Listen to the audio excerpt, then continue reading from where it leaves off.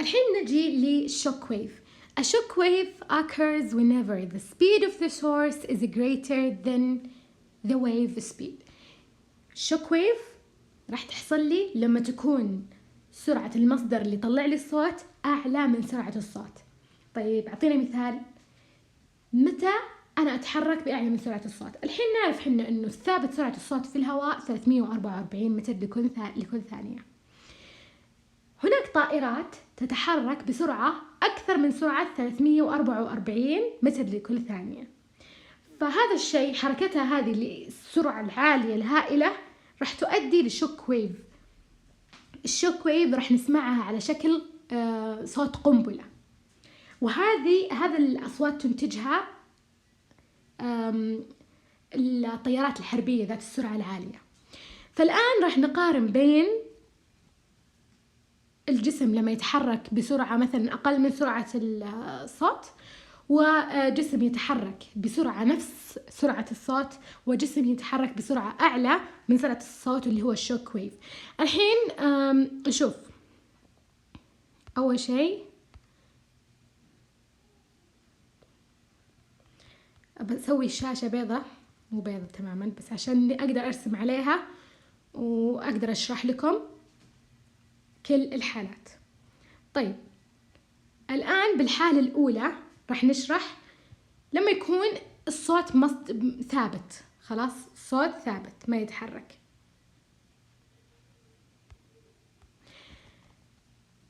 هذا الصوت، هذا مصدر الصوت ثابت، معليش مصدر الصوت عندي ثابت. فكيف راح تكون طريقة انتشار الموجات الصوت؟ راح تكون بهذه الطريقة، تنتشر بهذه الطريقة بكل الاتجاهات، تمام؟ وراح تكون يعني انتشارها راح يكون بتردد ثابت، يعني اللي واقف هنا راح يسمع نفس الصوت اللي واقف هنا، نفس اللي هنا، نفس اللي هنا، نفس هنا، إذا كانوا ثابتين أماكنهم، فراح يكون التردد اللي يسمعونه نفس ما هو. هذا في حالة كان الصوت مصدر الصوت ثابت. الآن مصدر الصوت تحرك، كان هنا مثلا وصار هنا، إيش راح يحصل؟ راح يحصل عندي إنه بهذه الجهة راح تتقارب مقدمات الموجة. هذا هو تأثير دوبلر، راح يقل الطول الموجي، فاللي واقف هنا، الشخص اللي واقف هنا راح يسمع تردد مختلف عن الشخص اللي واقف هنا. طبعا هذه السرعة اللي قاعد يمشي فيها المصدر سرعة عادية ما تتعدى سرعة الصوت.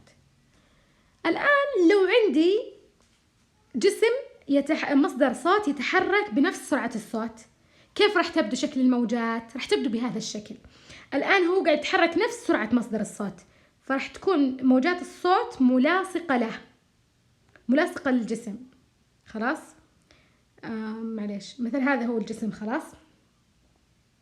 وموجات الصوت راح تكون المقدمات حقاتها ملاصقة للجسم.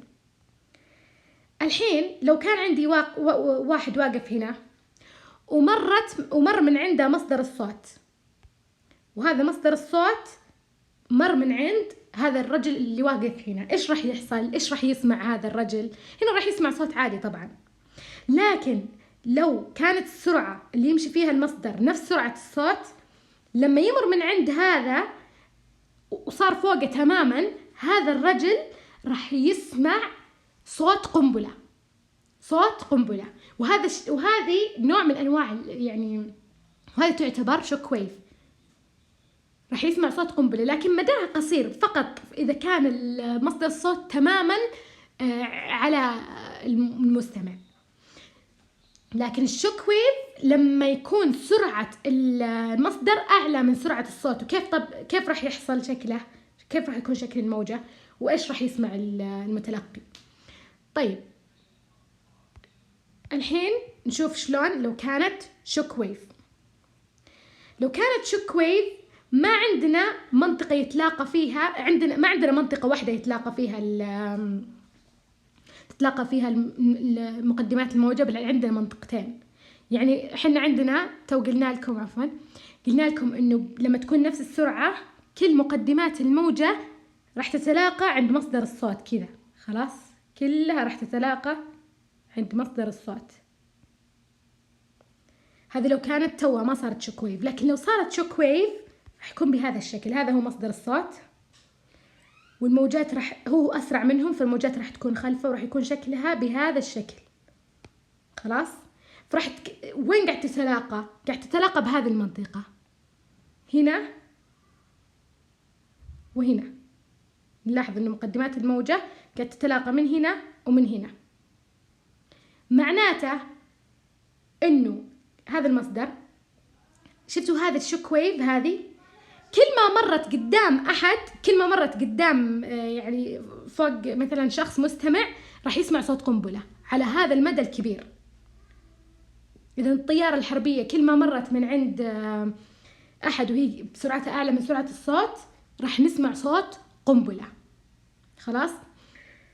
طيب هم إيش استفادوا من هذه الحركة؟ وش استفادوا من هذه الحركة اللي سووا فيها؟ طبعا هذه الخطين اللي الحين رسمت لكم إياها منطقة التقاء مقدمات الموجات، استفادوا منها بأنهم يحسبون الزاوية الموجودة هنا. طب وش الفائدة إذا عرفوا الزاوية اللي هنا؟ وش الفائدة إذا عرفوها؟ قالوا إذا عرفنا الزاوية هذه راح نعرف نسوي الأجنحة تبع الطيارة. يعني بعمليات حسابية يسوون الأجنحة حق الطيارة بحيث إن مثلا الطيارة ما تسقط أو ما تأذي هذا.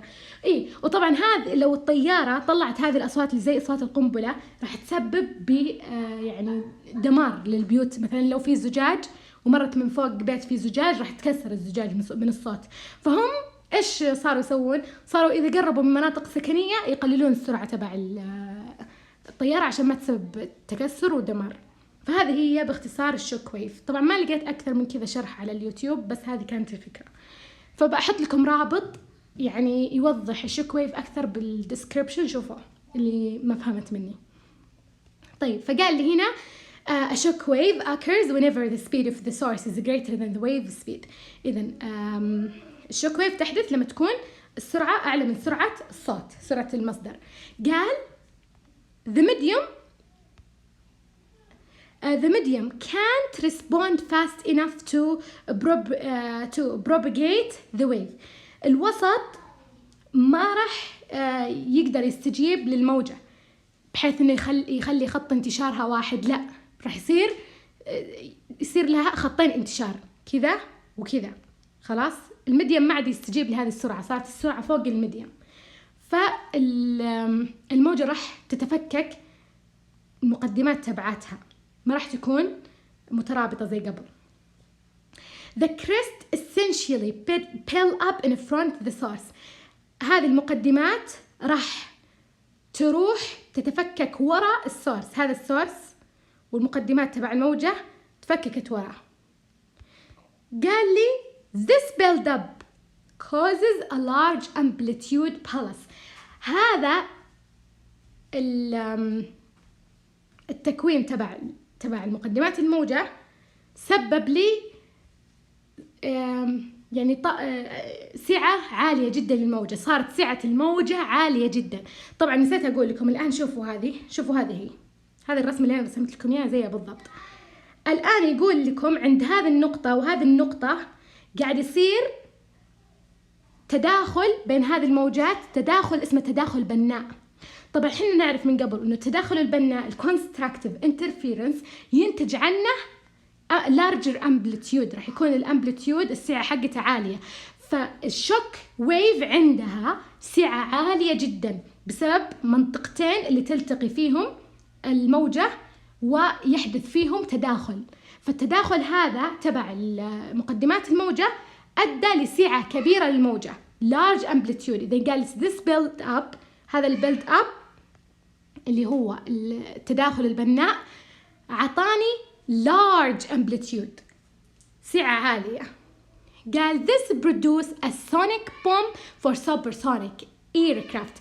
إذن هذا عطاني يعني صوت نفس صوت قنبلة للطيارات الحربية، الطيارات السوبرسونيك.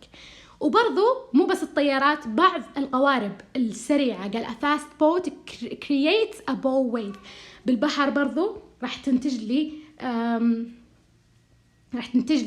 موجة يعني موجة نفس موجة هي نوع من أنواع الشوك ويف بسبب سرعة القارب العالية.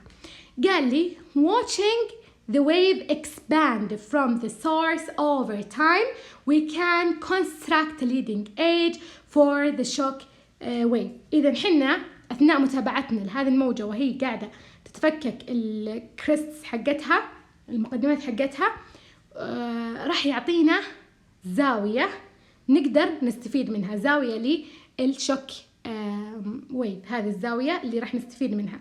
قال the angle of this leading edge was an important discovery of jet planes. إذن هذه الزاوية تبع الحواف تبع الموجة خلتنا نكتشف اكتشاف كبير في مجال الطيارات الحربية. إذن it led to delta wing configuration. إذن هذا الشيء خلانا نكتشف كيف نسوي الأجنحة حق الطائرة.